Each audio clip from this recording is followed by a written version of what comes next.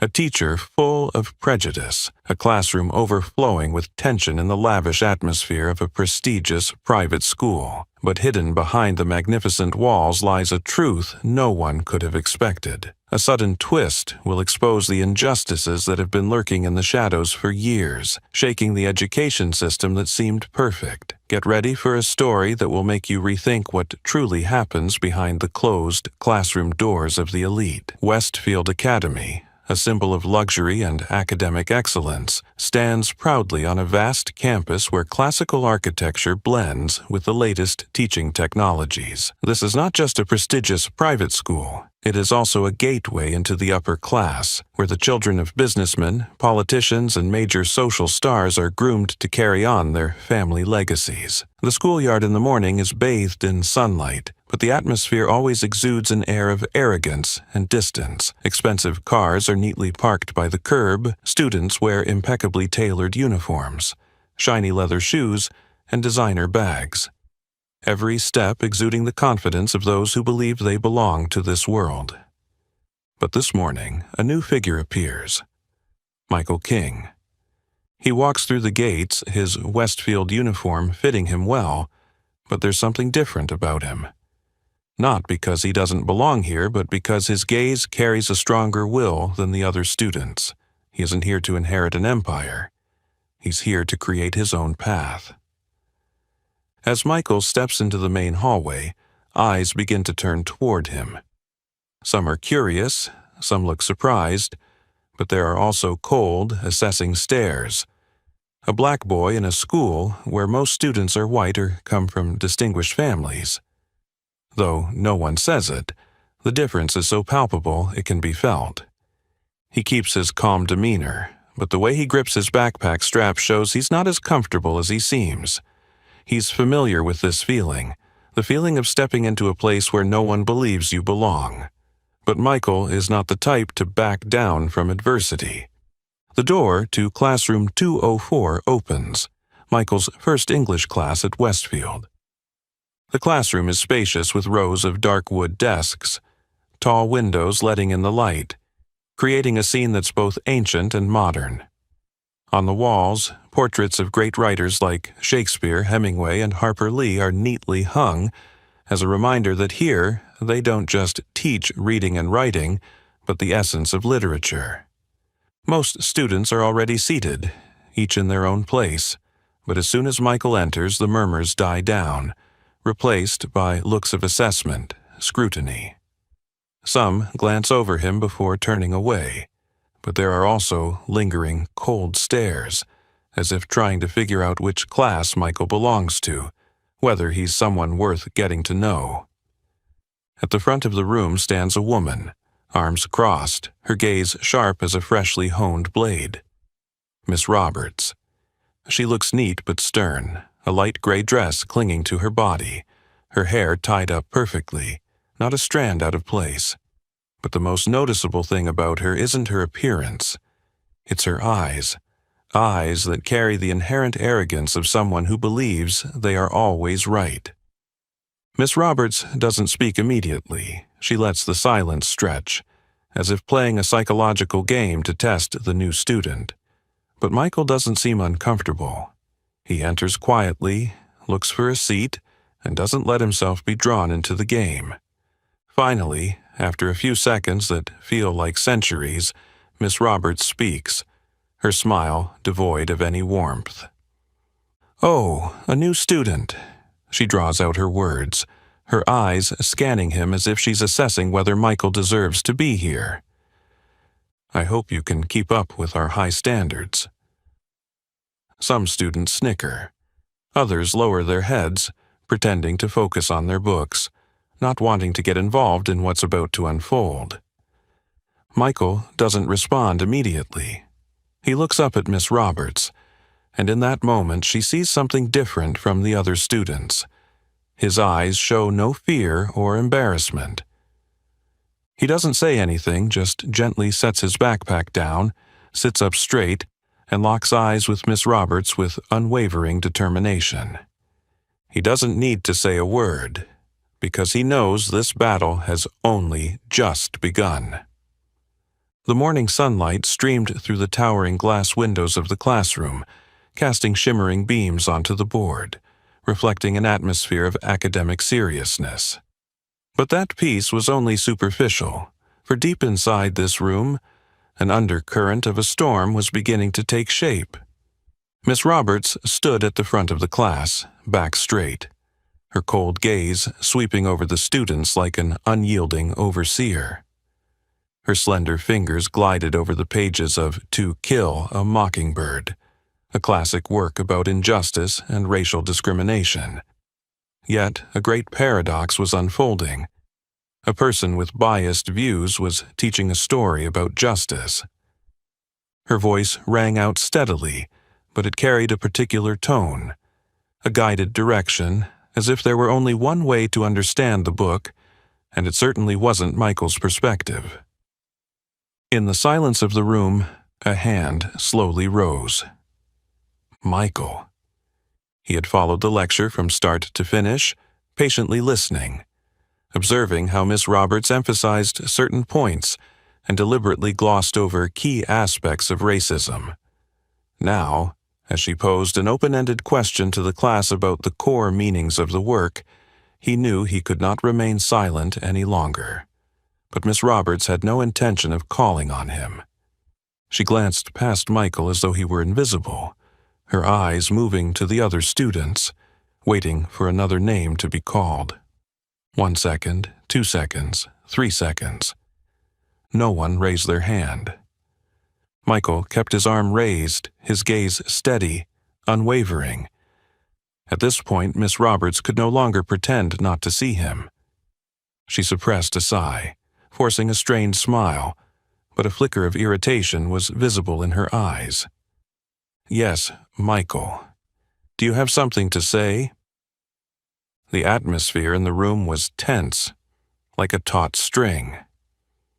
A few students looked up curiously, while others quietly bent their heads over their books, as if not wanting to get involved in the confrontation that was about to unfold.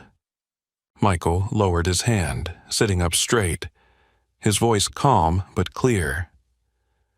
I think this work is not just about personal injustice, but also reflects a system of organized racism. But he didn't get to finish his sentence.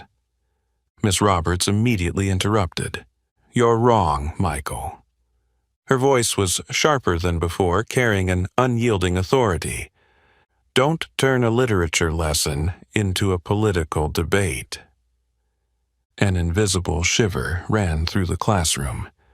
A few students exchanged glances, smirking. Others looked down at their desks, as if they had just witnessed something wrong but didn't dare to speak up. Michael felt the weight of injustice bearing down on him, but he didn't waver. He didn't argue back immediately. Instead, he waited. A brief silence passed. Outside the window, the branches swayed gently in the wind, but in this classroom, no one moved, as if all were holding their breath, waiting to see what would happen next. Miss Roberts smiled faintly, her eyes gleaming with a sense of victory, as though she had just extinguished a flame. But she was mistaken. Michael took a slow breath, his eyes bright with no hint of fear. He looked directly at Miss Roberts, keeping his voice steady. I'm simply analyzing based on the content of the book. If you look at the social context of the time, the way the legal system operates in this story is clearly an example of a system of racism. Enough, Michael. Once again, he was interrupted.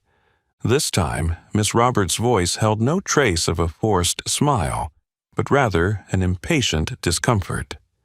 She waved her hand dismissively, as if brushing away something bothersome. Maybe you should focus on understanding the text the way the author intended, rather than trying to impose your personal viewpoint on a classic work. The classroom fell into a stifling atmosphere again.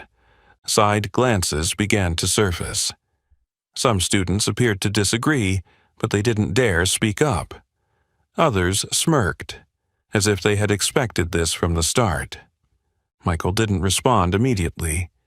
He knew that if he continued debating now, Miss Roberts would not hesitate to label him as a troublemaker. So, he stayed silent, simply looking at her, his gaze sharp, an unspoken assertion in his eyes. Miss Roberts sensed this. A flicker of uncertainty flashed across her face, but in an instant she regained her cold demeanor. She turned her back, picked up her pen, and resumed the lecture as if Michael had never existed. But he knew this confrontation had only just begun. Miss Roberts placed the pen down on the desk with a soft click, her eyes never leaving the stack of papers in front of her. On Michael's paper, the neat and clear handwriting, sharp analysis, and tight arguments were undeniably present. He had written an excellent essay, one that should have earned the highest score. Yet instead, the red pen in Miss Roberts' hand danced aimlessly, leaving crossouts and question marks, as if the paper were full of mistakes.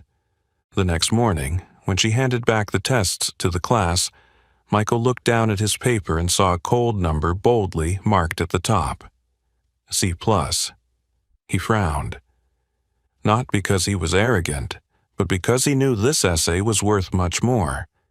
He had spent the entire week researching, cross-referencing sources, even reading scholarly analyses to reinforce his arguments. And yet, he received a C+. Michael looked up, his eyes meeting Miss Roberts. She didn't seem surprised by his reaction. Instead, she smiled. A smile full of meaning, as if daring him to speak up. He clenched the paper in his hand, but kept his voice steady. "Excuse me, may I know where my paper went wrong?" Miss Roberts crossed her arms, tilting her head as if evaluating him. "I've already made comments on your paper, Michael. It seems you're having trouble receiving feedback from your teacher." "Not at all, ma'am." Michael responded calmly, though he could feel his chest tightening. "I just want to understand better what you found lacking." Miss Roberts squinted at him, her gaze piercing as if trying to read his mind, but he didn't look away. "I don't have time to explain everything I've written for you, Michael. If you have an issue with your grade, maybe you should reflect on your approach to the lesson rather than blaming others." The class suddenly became unnervingly quiet. Some students glanced at Michael, their eyes mixed with curiosity and discomfort. They didn't understand what he was facing, but they recognized one thing. Miss Roberts was challenging Michael in a way she didn't with anyone else. Michael knew that if he reacted too strongly, she would use that against him. So he simply nodded, but in his eyes a sharp glint remained. He understood this wasn't just about a test. This was a long battle he would need to prepare himself for. It wasn't just the test. Miss Roberts was doing everything she could to diminish Michael in the class. Every time he raised his hand, she would intentionally ignore him or call on someone else, even if he was the only one volunteering. If she couldn't avoid it, she'd call on him, but immediately criticize the way he expressed himself, asking him to speak more clearly or stay on topic, while other students who were less thorough were still praised. She criticized even the smallest things that wouldn't have been an issue with anyone else. "Michael, sit up straight. Does your old school not have a rule about posture? Your handwriting is quite messy. Try to write more academically. Here, we have higher standards than usual. I'm not sure if you've read the assignment, but this answer doesn't show that you really understand the issue." Michael always remained silent, but each word felt like an invisible blade cutting through him. That day, when they were discussing a passage from a novel, Miss Roberts stood at the front, arms crossed, looking thoughtfully at the class. "I want the class to think about how the protagonist responds to injustice. Now, who can give me an example of how one might face an oppressive system without resorting to violence?" Michael knew the answer, and he knew he could explain it most clearly. Once again, he raised his hand. This time, Miss Roberts couldn't ignore him. But instead of calling on him immediately, she gave him a half smile, then crossed her arms and stared at him. "Michael, you seem very interested in this topic. Perhaps you could share a bit about your educational background. Where did you come from before this school?" Michael hesitated for a moment. He didn't understand how that question related to the lesson, but then, like an undercurrent rising, he realized the true intent behind that question. Miss Roberts' question wasn't just to learn more. It was a reminder, a way of forcing him to admit that he didn't belong here. The class fell completely silent. Some students looked up, waiting as if they too wanted to know the answer. Others felt uncomfortable but dared not speak up. Michael clenched his fists, but he refused to let his emotions control him. "I studied at Lincoln Academy before," he answered, keeping his voice calm. Miss Roberts raised an eyebrow, pretending to be surprised. "Lincoln Academy? I've heard of it. A very different environment compared to here." A few muffled laughs echoed from the back of the room. Michael stared directly into her eyes, offering no reply.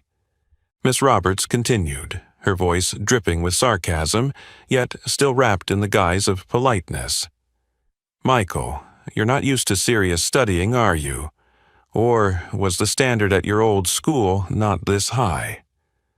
A simple question, but it carried an insult wrapped in a perfect disguise. Michael felt anger rise in his chest, but he couldn't react impulsively.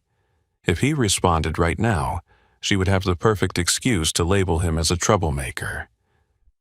He clenched his fists, took a deep breath, and remained silent. In that moment, he understood one important thing. This wasn't just a confrontation in the classroom. It was a battle between him and a system of prejudice he would have to face. Miss Roberts placed her pen down on the desk, her gaze fixed on the large classroom window, where the maple trees swayed in the early autumn breeze. She knew full well that Michael King was not an ordinary student. The boy did not remain silent like the others, did not resign himself, and did not easily accept the position she deliberately imposed on him. This made her feel particularly uneasy. Throughout her teaching career, Miss Roberts had always had her own way of controlling the classroom, a system she believed was effective. The obedient and well-behaved students would be favored. Those who knew how to keep their mouths shut, who understood their role, would face no issues. But Michael was not like the other children in this school. He was not the son of a powerful politician or businessman. He had no family network to protect him. Yet he dared to speak up. And that was unacceptable.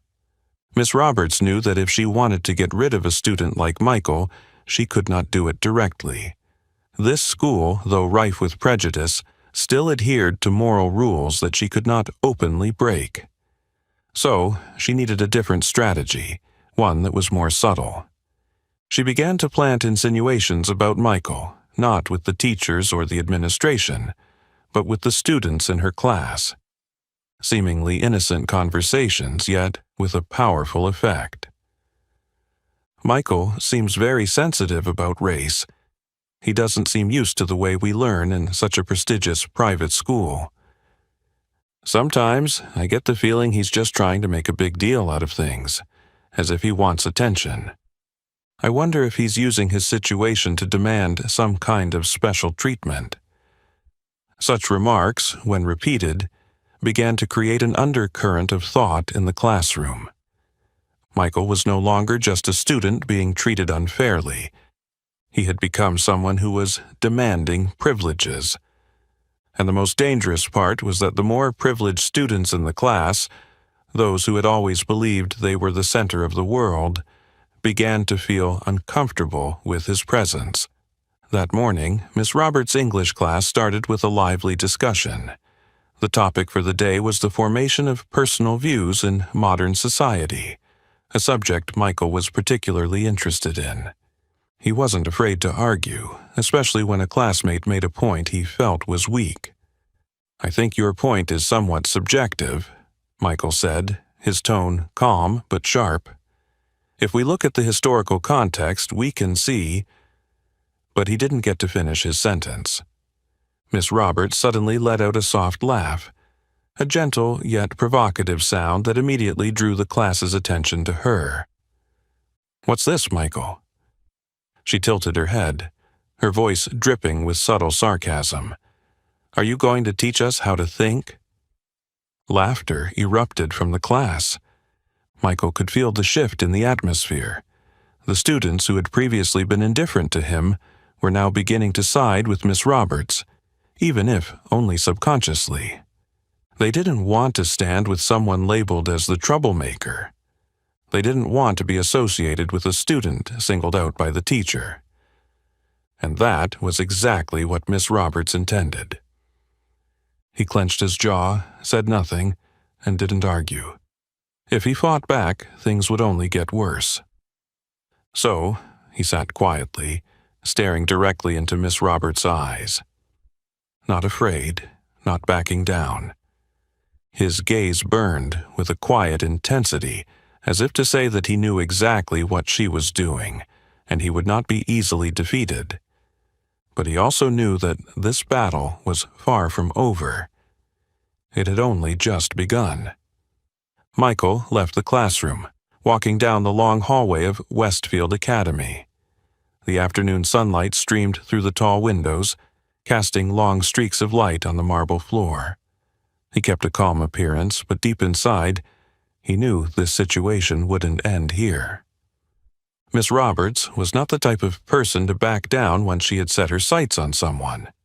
She had built an entire system against him, turning him from a student with strong opinions into a troublemaker in the eyes of her colleagues and peers. But what he couldn't predict was that she had devised an even bolder plan, an official parent-teacher meeting to escalate this issue to a whole new level. In the teacher's lounge, Miss Roberts sat on a leather-upholstered wooden chair, her hand holding a thin but powerful piece of paper, the invitation to the parent-teacher meeting. She had thought this through carefully. If Michael continued to be in her class, if he kept challenging authority and causing disruptions, she might run into trouble. But if she could prove that he didn't fit into the environment at Westfield, if she could convince the administration that he was a problem student, she could force him out of this school for good. So, who could help her achieve this goal? His parents.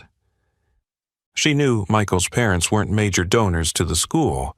He didn't have a famous last name to protect him, nor any influential connections to make an impact like some other students.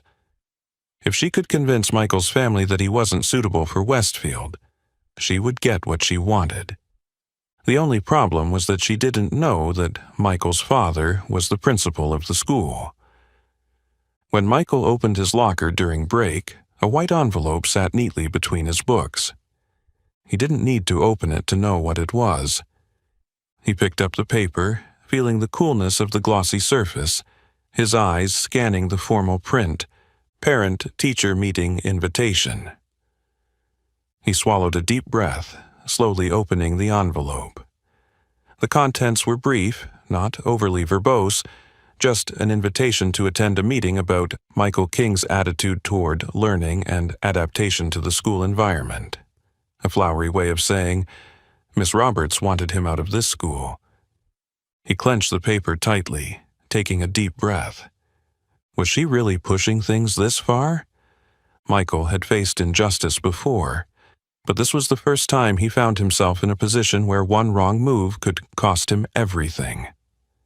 If this meeting went the way Miss Roberts wanted, he could be labeled a problem student, his opportunities limited, or worse, transferred or expelled.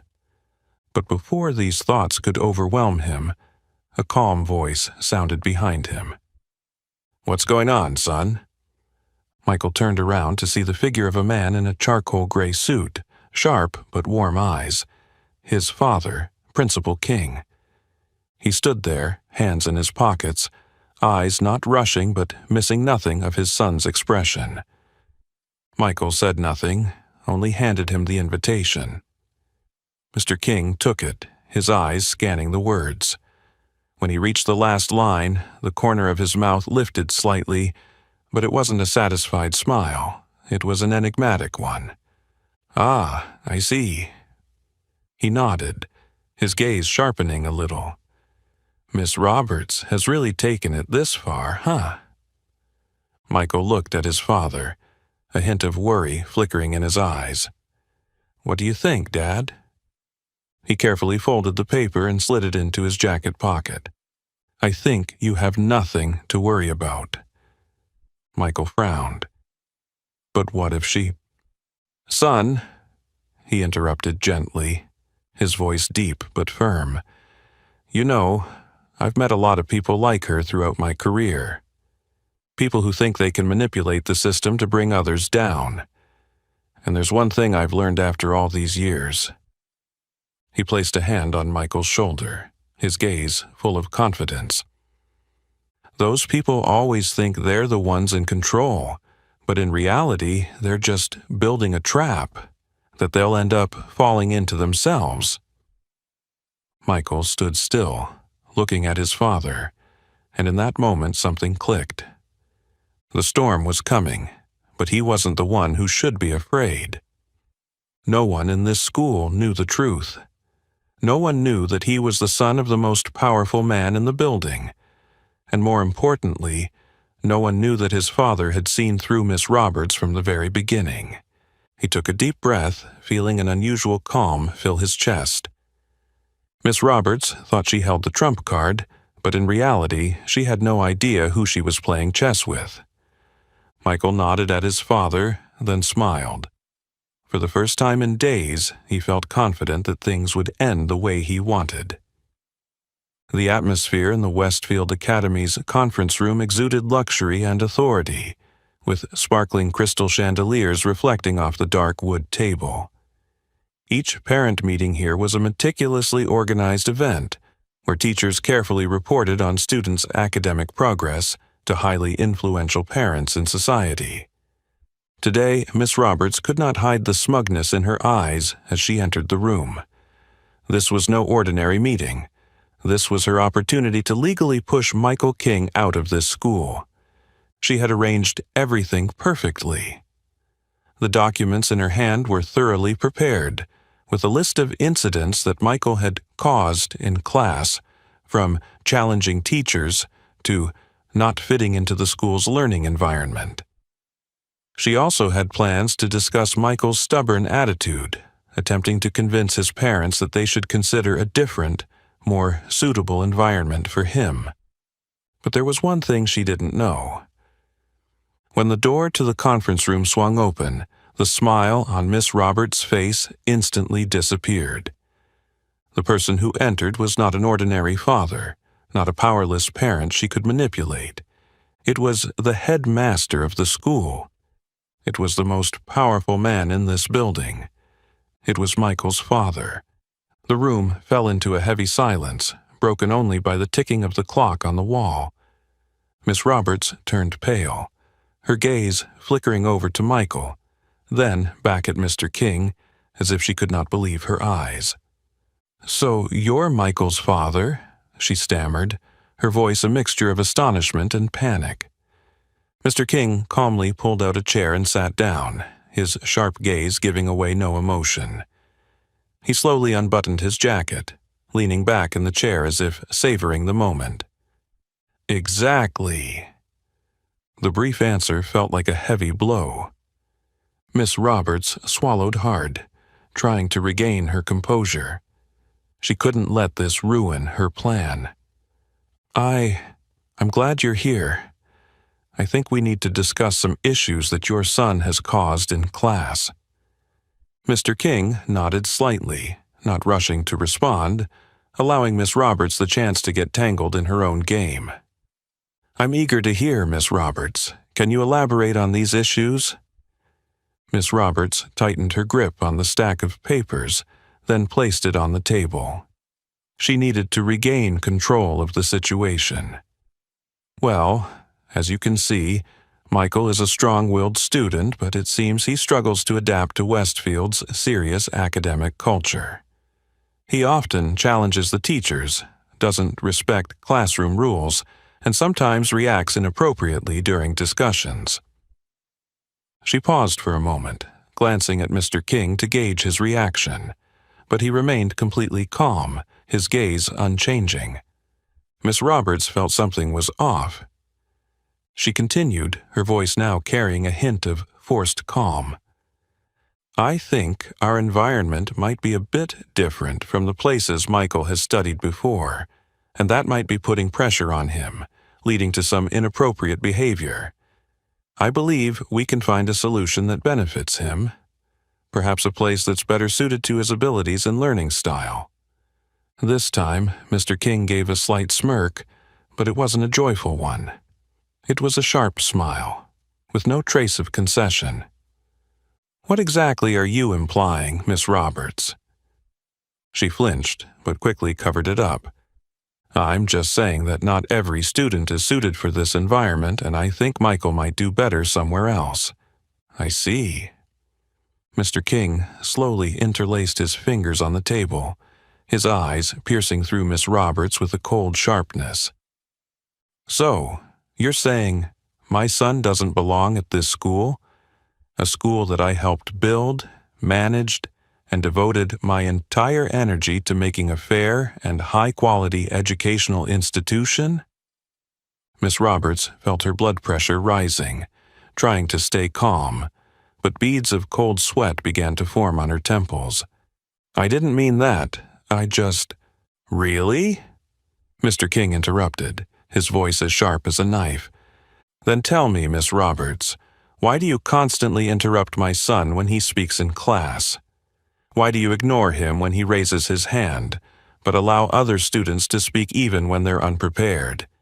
And most importantly, why do you think you have the right to decide who belongs in this school and who doesn't? Miss Roberts froze, unable to utter a word. The atmosphere in the conference room had completely changed. The white-painted walls around them felt more suffocating. The crystal chandeliers no longer shone brightly, instead giving off a sense of oppression. Miss Roberts could clearly feel that she had misjudged the situation. She had thought she was in control of this game, but in reality, she was just a small pawn, and Mr. King was the one holding the key pieces. Her throat went dry as she scrambled to turn the situation around, but it was too late. Mr. King stood up, his gaze still locked on her. This meeting is over. I will personally investigate how you've treated your students. And with those words, the real storm began. But this time, it wasn't aimed at Michael. It was aimed at Miss Roberts. The atmosphere in the meeting room was so tense it could be cut with a knife. Miss Roberts could clearly feel the pounding in her chest, but she still tried to maintain the fake confidence that she had long used to control her classroom. However, this time, she wasn't standing in front of easily manipulated students. She was facing the principal of the school, someone not so easily fooled. Mr. King sat there, completely composed, but every glance and every word from him was as sharp as a scalpel, slicing through the layers of lies that Miss Roberts had built.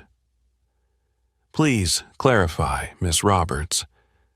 His voice was steady, not in a rush, but carrying the weight of someone who was far too familiar with these power games.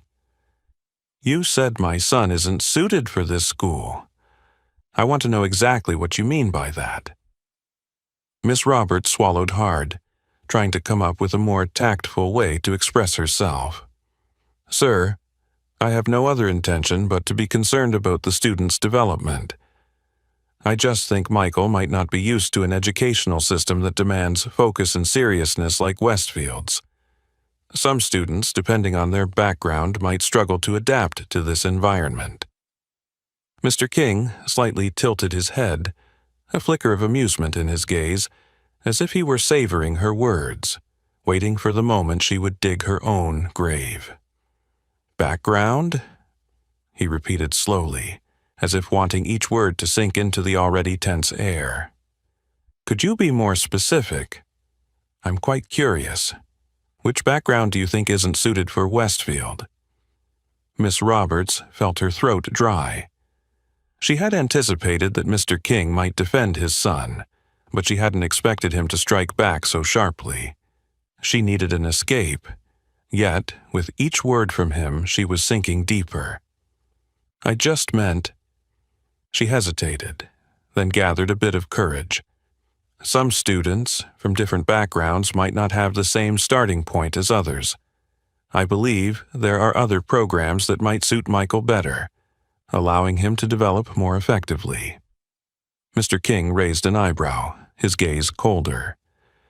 "I see. So, according to you, Michael doesn't have the same starting point as the other students here? And exactly what starting point are you referring to?" He leaned back in his chair, crossing his arms, letting the silence stretch on. A silence so heavy it pressured the other person to fill it with words. And just as he predicted, Miss Roberts fell right into the trap.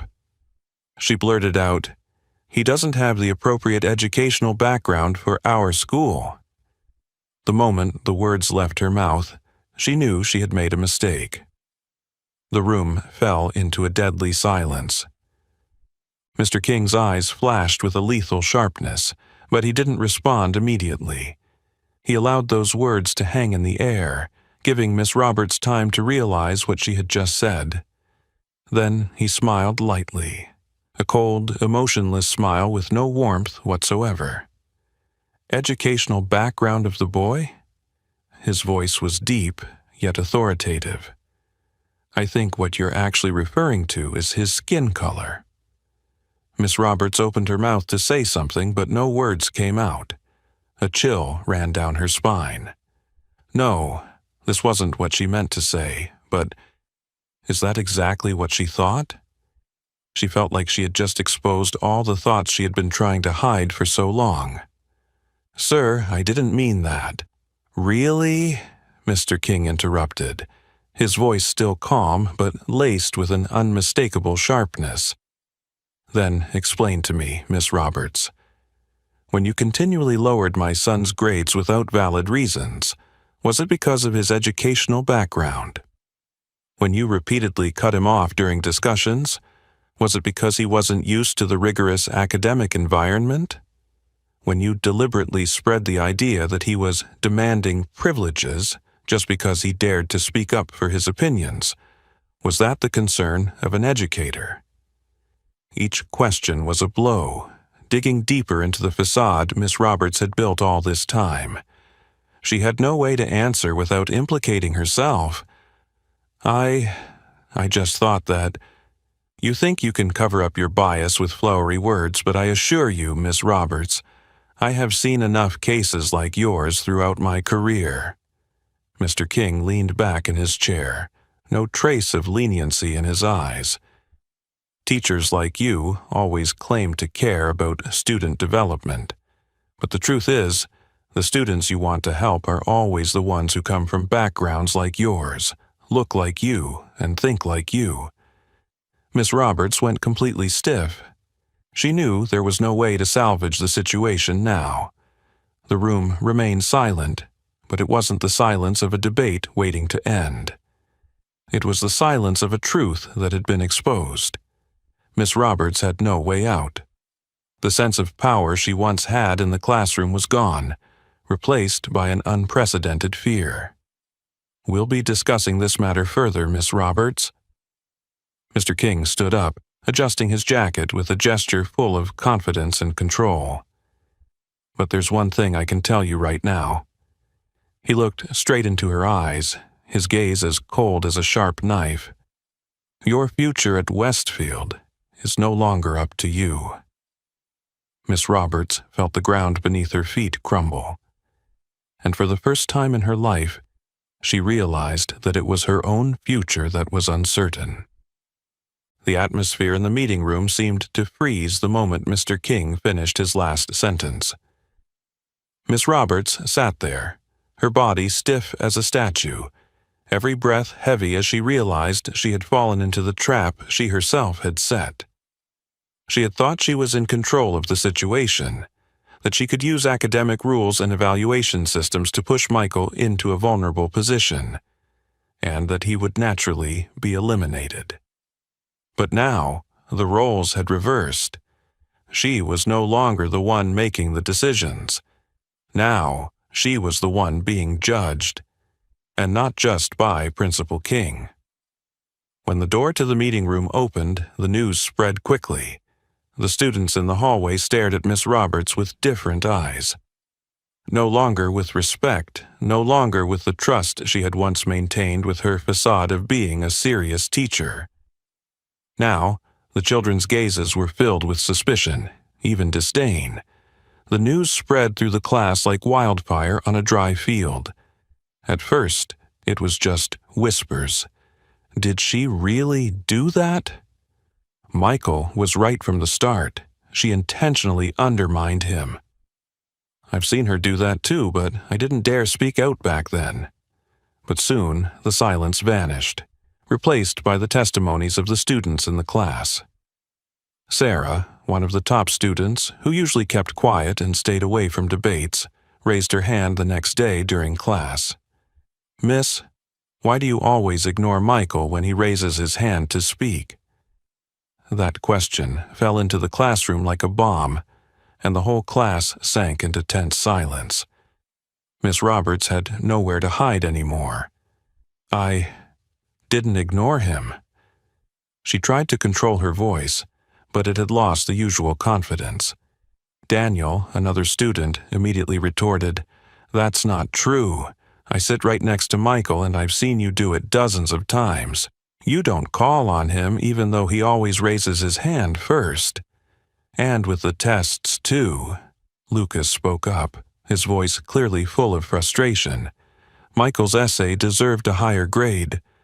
I read it, and it was better than mine, but I got an A while he only got a C+. These words struck Miss Roberts like sharp blades. She felt the support of the students crumbling piece by piece. They had once respected her, or at least feared her, but now she could clearly see in their eyes that she had lost everything. And worse, she couldn't control what was happening. Never in her career had Miss Roberts felt so alienated in the very classroom she had once ruled absolutely. She felt the distance. No more nods of approval from the students who used to support her. The gazes no longer held trust. The smiles no longer held respect. Even the students who had once sided with her began to pull away. The children no longer saw her as a respected teacher. She had become a figure of fear, a symbol of injustice, an outcast in her own classroom. But the scariest part wasn't the change in the students' eyes. It was the change in the eyes of the administration.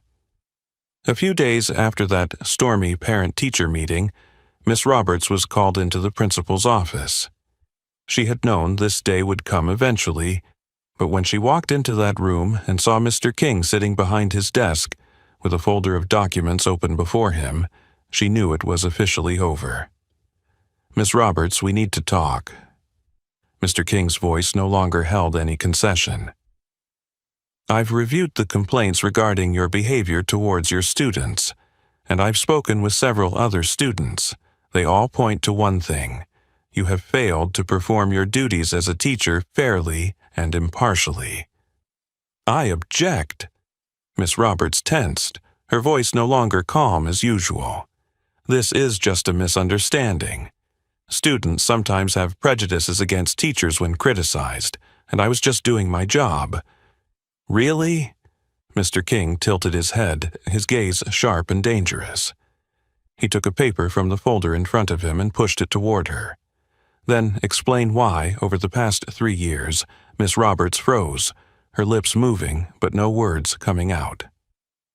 "Explain why many former students from your class have reported that they were treated with favoritism and unfairness, especially those who don't come from upper-class families." The silence stretched on like a preordained sentence. Miss Roberts couldn't defend herself anymore. She couldn't escape the trap she had set for herself.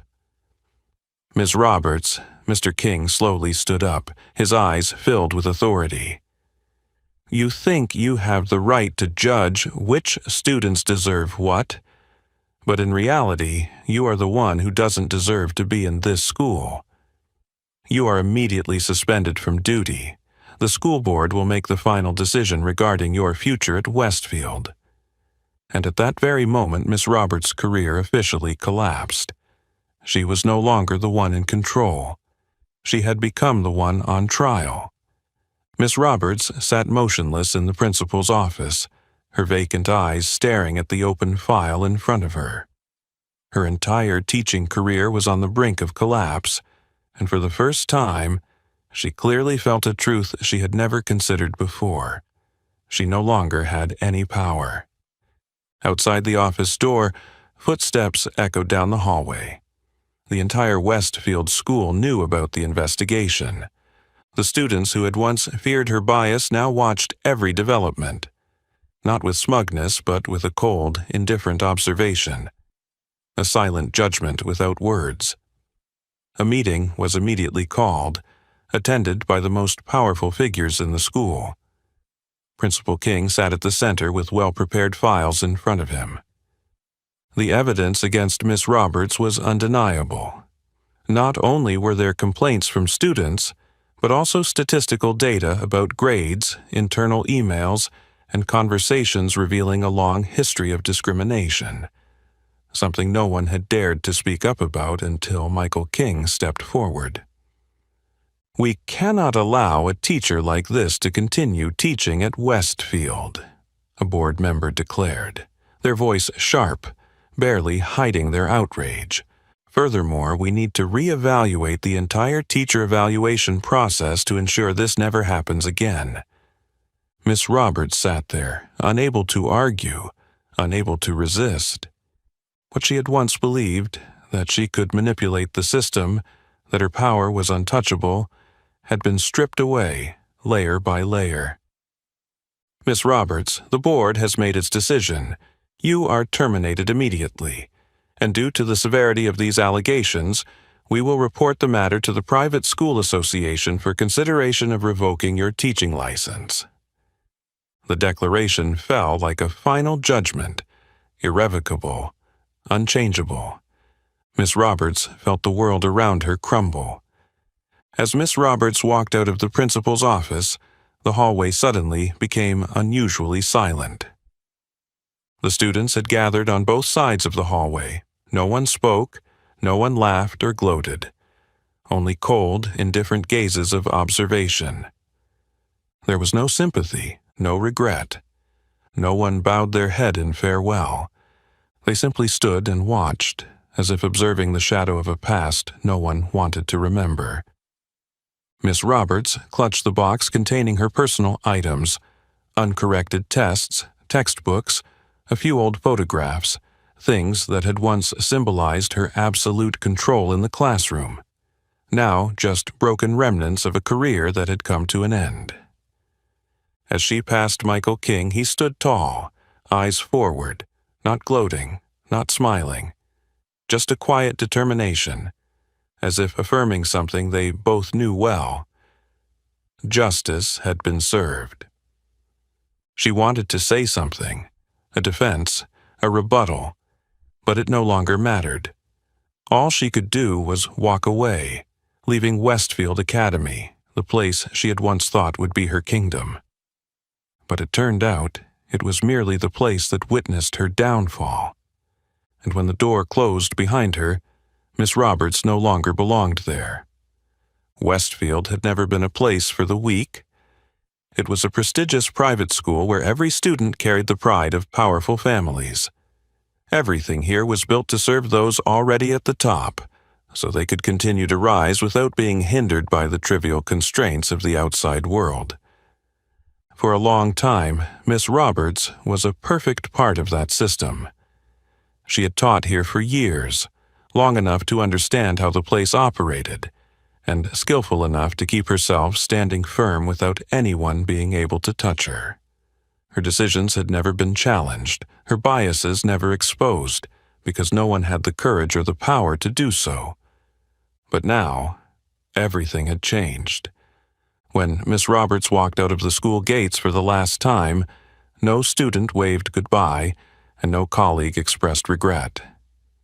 They simply watched her figure fade away down the tree-lined path, as if bidding farewell to a ghost of the past. But her departure wasn't just the end of a person. It was the collapse of a system that had existed in silence for far too long. Everything that had been hidden was now exposed, and Westfield was forced to change. Just 1 week later, an emergency meeting was held in the school's grand hall. The entire administration, faculty, and students were present. No one knew exactly what would be discussed, but everyone understood this was no longer a small scandal to be forgotten like the ones before. This event had struck at the very root of the issues Westfield had always avoided. When Principal King stepped up to the podium, his gaze swept across the room, lingering briefly on the faces of the students watching every word he said.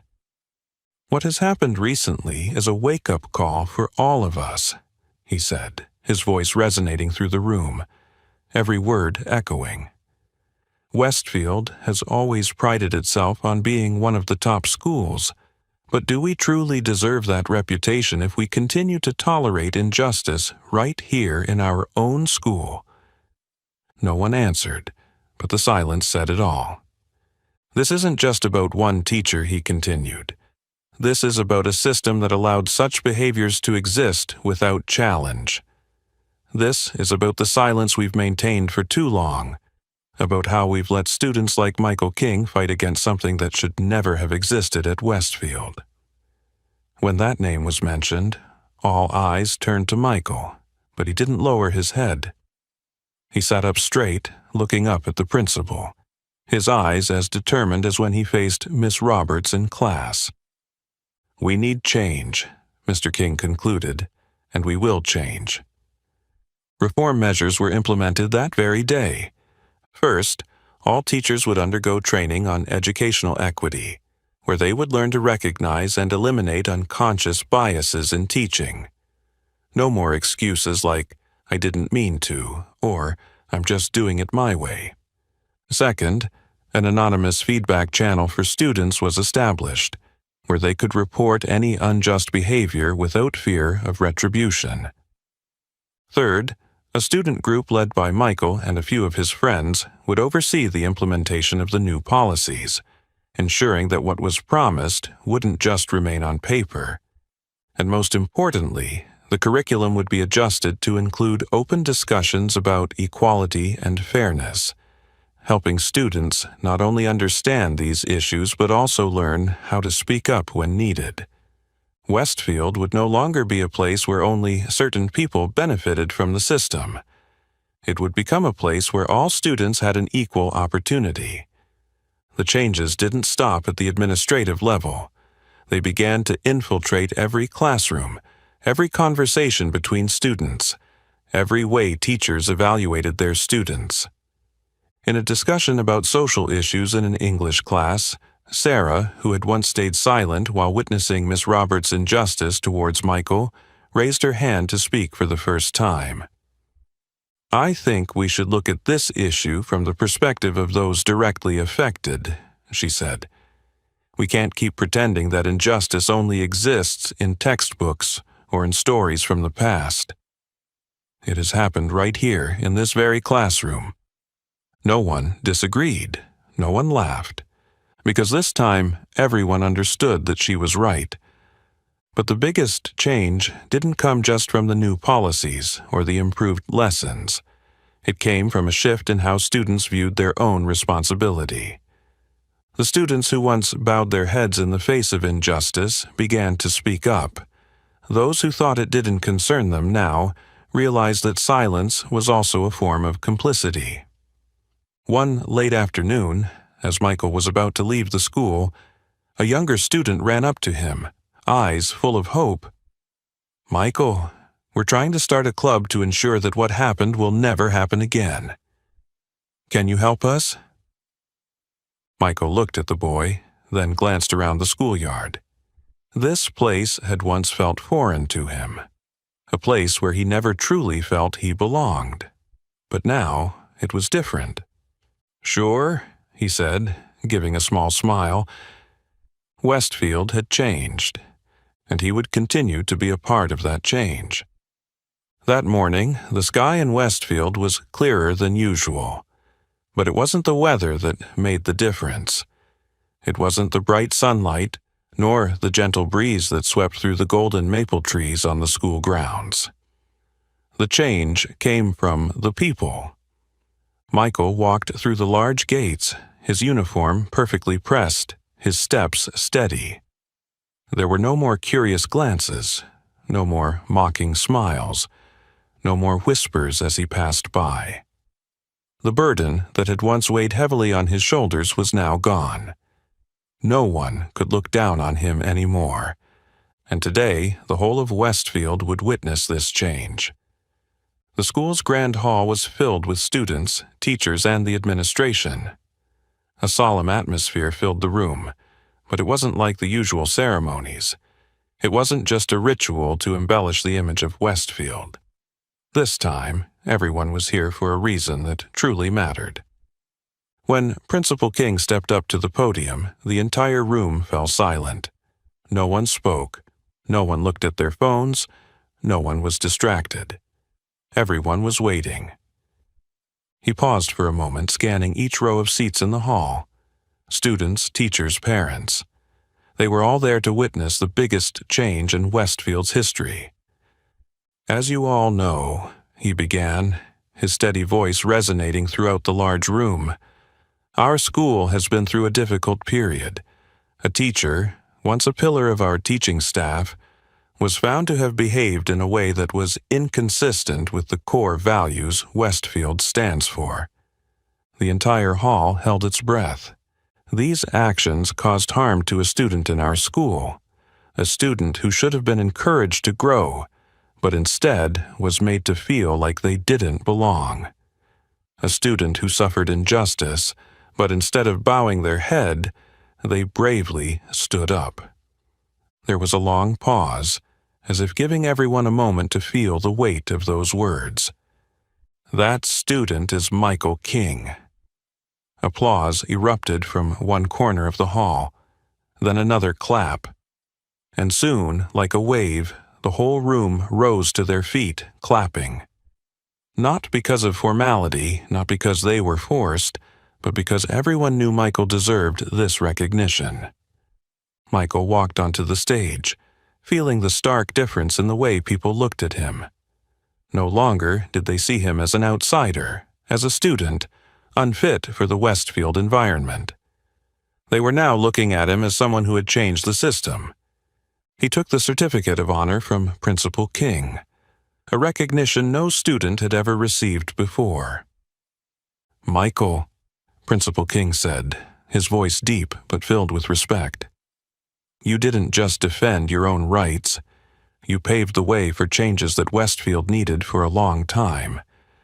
Thanks to you, we've taken a long, hard look at ourselves and realized that even systems that seem perfect have gaps that need fixing. You didn't back down, and for that, you deserve all the recognition you are receiving today." The applause erupted again, even louder than before. Michael bowed his head slightly, not needing to say much. He wasn't the type to speak in front of crowds, but he knew that what he had done had made a lasting impact.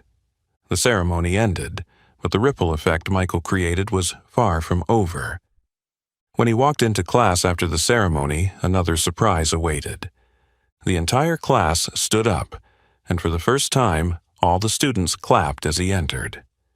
It wasn't the applause of pity, nor of exaggeration. It was the applause of recognition. "Welcome home, Michael," a voice called from the back of the room. He stopped and looked around the room once again. He had once felt isolated in this very classroom. He had been ignored, considered unfit. But now, no one could deny his presence. He smiled. Westfield had finally changed, and he was the one who helped make that happen. After the applause and the words of praise, the atmosphere at Westfield was no longer the same. A change had occurred, not only in Michael, but throughout the entire school. What had once been hidden, what had once been overlooked, could no longer be ignored. Conversations that no one dared to have before began to surface in the hallways, in classrooms, and even during lunch in the cafeteria. Students were not just talking about Miss Roberts and her downfall, but they were also discussing the system that had allowed her to exist for so long. A question was raised. How many other students had gone through what Michael had endured, but had never had the chance to speak up? And more importantly, how could they ensure that this never happens again? Just a week after the ceremony honoring Michael, a group of students gathered together and proposed a new initiative, Westfield's Multicultural Club. At first, it was just a simple idea among a small group of students concerned with educational fairness. But within a few days, it turned into a large movement. Students from all backgrounds and walks of life joined in, not just those who had been affected by injustice, but also those who wanted to change their own way of thinking. They set a clear goal: to create a safe space for all students, a place where anyone could share their story without fear of judgment or ridicule. To hold open discussions, where teachers and students could talk about sensitive issues that had never been seriously discussed before. To monitor the school's policies, to ensure that what was promised would truly be carried out. And Michael, though he had never imagined he would lead a movement, became one of the leaders of the group. He was no longer just speaking up for himself. He was speaking up for those who didn't have the chance to do so. A strange thing began to happen at Westfield. The students who had once mocked Michael, those who had sided with Miss Roberts, began to change. At first, they simply became silent, avoiding him when they passed in the hallway, no longer making the mocking comments they once did.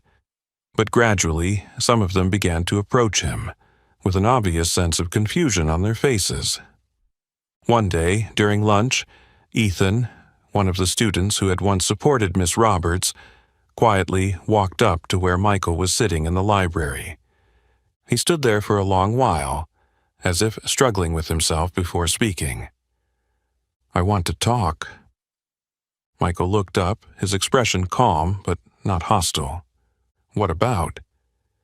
Ethan took a deep breath, his hands intertwined on the table, his eyes showing clear signs of discomfort. "I was wrong," he said, his voice low but sincere.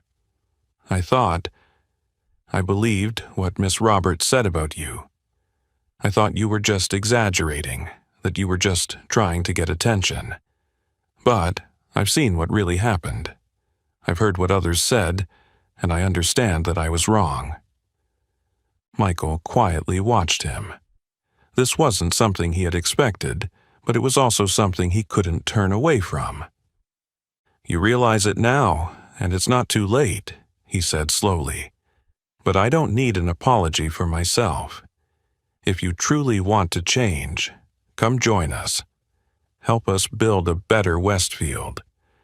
Ethan hadn't expected that answer, but in that moment he understood that Michael wasn't looking for revenge.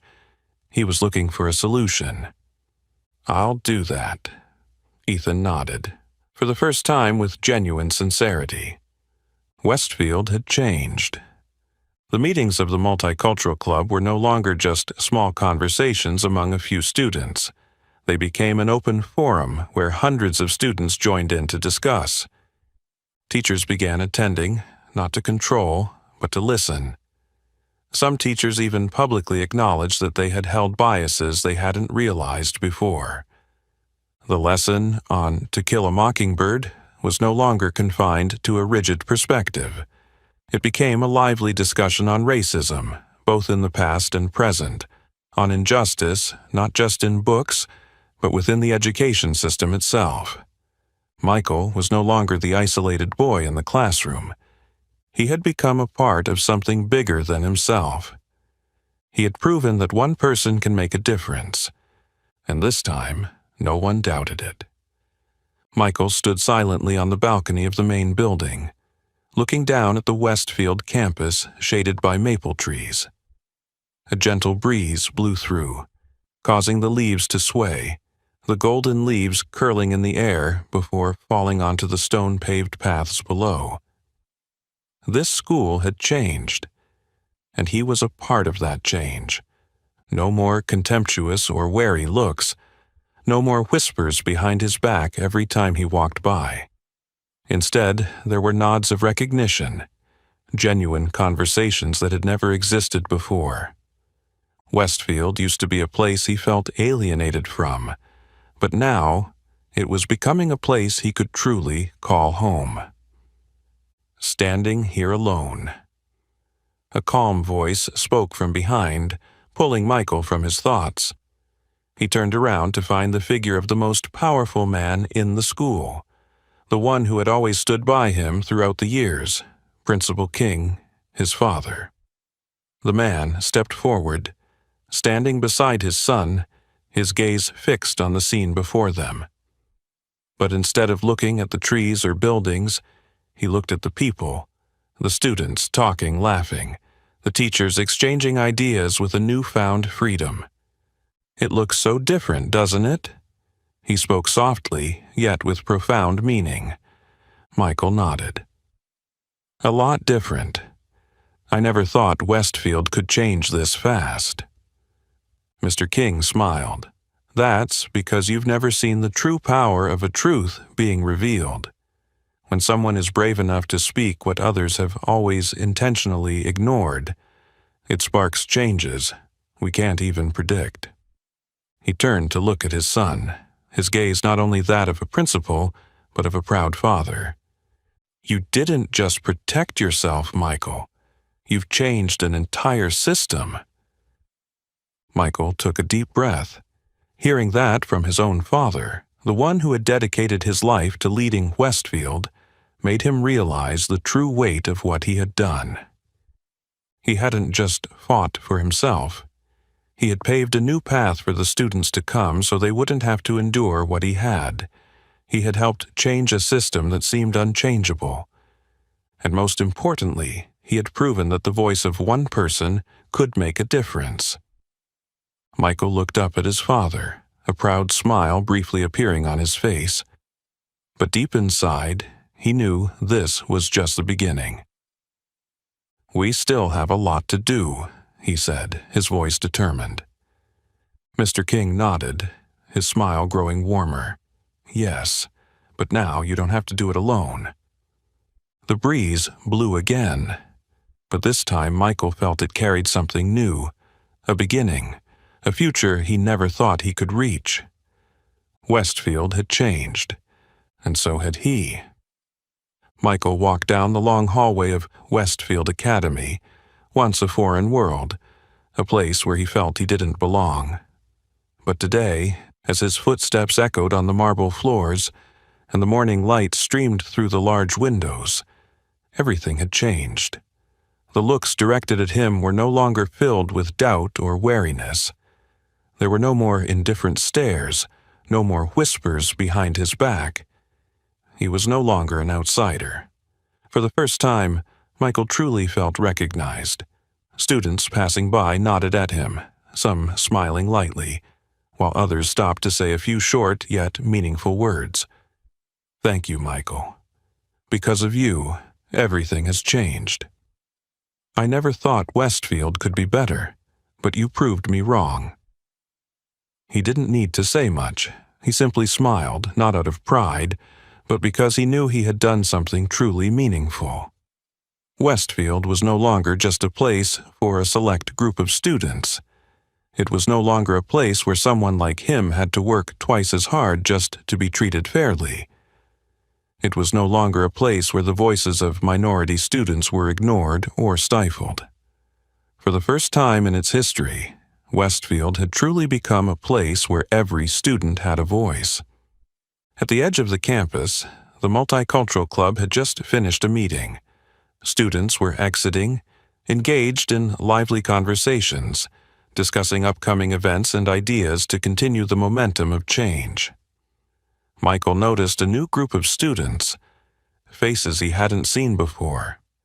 Those who had once remained silent, who had shied away from debates, were now stepping forward, ready to speak up. He remembered his first day walking into this school, his backpack slung over his shoulder, surrounded by judgmental looks. He remembered the feeling of isolation, of being ignored, of being seen as someone who didn't belong. But now, everything was different. Now, he was a part of Westfield. And Westfield, after all, had become a part of him. That afternoon, as Michael walked out of the school gates, Principal King was waiting for him in the parking lot. He stood next to his car, hands in his pockets, his demeanor calm as always. But today, there was something in his eyes, a sense of satisfaction, a pride that didn't need words. Michael approached, standing beside his father, looking at the school gates once more. The Westfield building hadn't changed, but its soul had. "Do you regret it?" Mr. King asked, his voice steady but laced with genuine concern. Michael didn't need to think long. "No," he replied firmly. "If I had to do it again, I'd do the same." Mr. King nodded, a slight smile tugging at his lips. "Then you understand." He understood that change never comes easily. He understood that fighting for fairness is not just a moment, but a journey. He understood that only when someone has the courage to stand up, can others find the strength to follow. Michael took a deep breath, feeling the cool air fill his lungs. He knew he was just getting started. There was still so much injustice in the world. So many places like Westfield once was, where students like him were ignored, disrespected. But now, he knew what he could do. He had learned that one voice could create a wave. And if he could do that at Westfield, he could do it anywhere. He turned to his father, his eyes shining with new resolve. "Let's go home," he said. But in his heart, he knew this wasn't the end. It was just the beginning of a longer journey. A journey toward a future where fairness is no longer a privilege, but a given. And this is the story of Michael King, a student who not only stood up for himself, but changed an entire system that seemed immovable. He proved that as long as one person dares to speak out, others will find the courage to follow, and true change can happen. But the question remains, if you were in Michael's shoes, would you have the courage to stand up for fairness? Share your thoughts in the comments below. If you found this story meaningful, don't forget to like, share, and subscribe to the channel so you won't miss out on more inspiring stories. Thank you for watching, and see you in the next video.